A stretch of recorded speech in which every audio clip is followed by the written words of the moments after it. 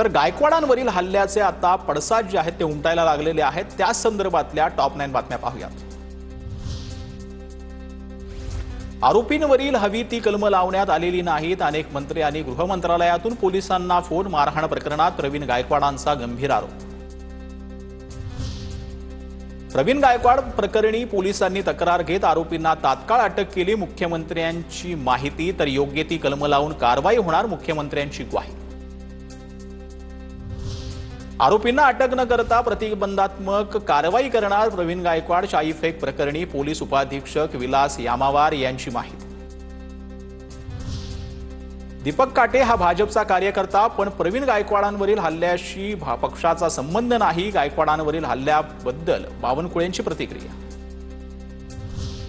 वरिष्ठांचा phone आल्यानं कारवाई झाली नाही। अमोल काटेंची माहिती दिल्याचा आव्हाडांचा दावा। अमोल काटे अक्कलकोट पोलिसात तक्रार दाखल करण्यासाठी गेले होते, मात्र अटक होणार नाही असं पोलीस अमोल काटेंना म्हणाले। अमोल काटेंना पोलीस दीपक काटे समजल्याचा आव्हाडांचा दावा। प्रवीण गायकवाडांवरील हल्ल्यानंतर पुण्यात मराठा समाजाची बैठक। हल्लेखोरांवर मोक्का लावण्याची मराठा कार्यकर्त्यांची मागणी। गुन्हेगारी पार्श्वभूमी असलेल्या आरोपींवरती अजूनही कारवाई नाही। गायकवाडांना न्याय मिळेल अशी अपेक्षा। प्रवीण गायकवाडांवरील हल्ल्यावरती खासदार सुप्रिया सुळेंची प्रतिक्रिया।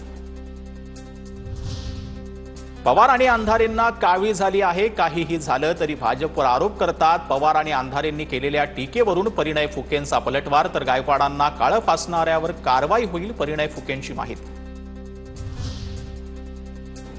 प्रवीण गायकवाडांवरील कालचा हल्ला हा पूर्वनियोजित आणि पुरोगामी विचारांवर झालेला हल्ला आहे। दीपक काटेंची पार्श्वभूमी गुन्हेगारी प्रवृत्तीची आहे, काँग्रेसचे नेते विजय वडेट्टीवारांचा आरोप।